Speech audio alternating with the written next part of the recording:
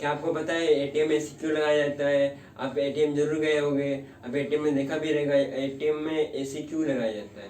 आज अपना टॉपिक ये है, स्टार्ट करते हैं यहाँ से। ये जो एटीएम में एसी लगाया रहता है वो गार्ड के लिए लगाया रहता है, या अपना जो अपनी बैंक है वो अपनी दिखाती है कि हम प्रोफेशनल है या हम ये है वो है, इस हिसाब से एसी लगाया जाता है।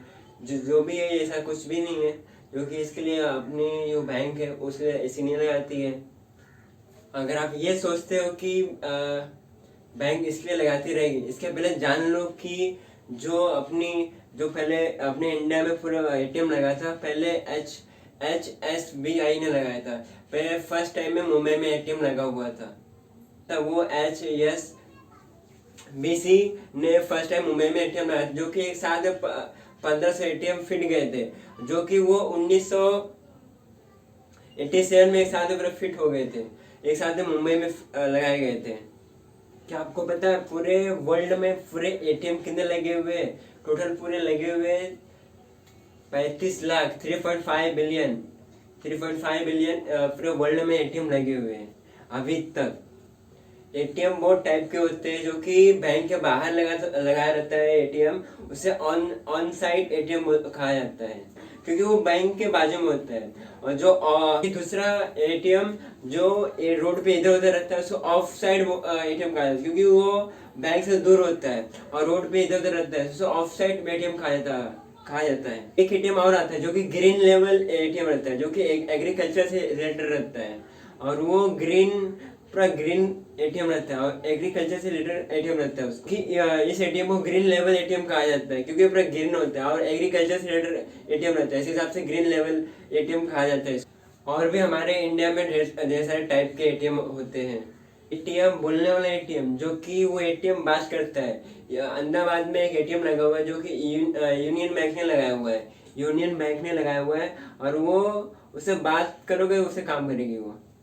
अभी अपने टॉपिक पे आते हैं। अभी अपना एटीएम में एसी क्यों लगा होता है? क्योंकि आपको पता है कि हर इलेक्ट्रॉनिक चीज जो कि गर्म होती है, जो हीट होती है, हीट होने से कुछ भी हो सकता है उसके अंदर छोटे छोटे पार्ट्स लगे होते हैं, जो कि वो हीट होता है और वो 24 घंटे चालू रहता है। इस हिसाब से उसके अंदर जो हमारे बैंक है एसी अवेलेबल करवाती है।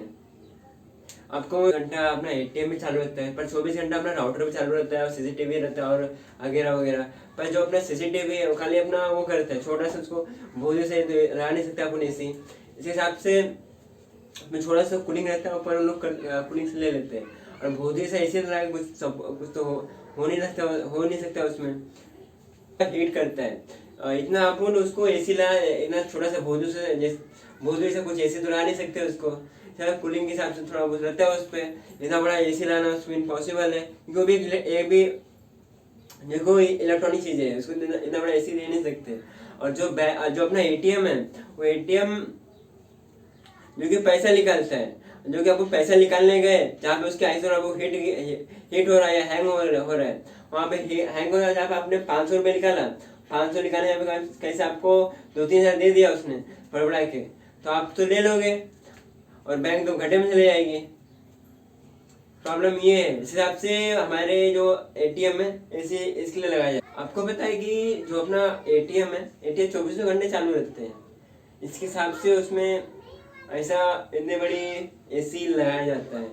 ये में 24 घंटा ऑन होता है, इसमें इलेक्ट्रॉनिक इंस्ट्रूमेंट होते हैं, जैसे अपना कंप्यूटर होता है वैसे भी होता है, और वो साइज में बड़ा होता है, इसके हिसाब से वो हीट करता है। उसके बाद छोटी छोटी आईसी लगी होती है इतना बड़ा, इस हिसाब से उसको कूलिंग नाम लगाया जाता है।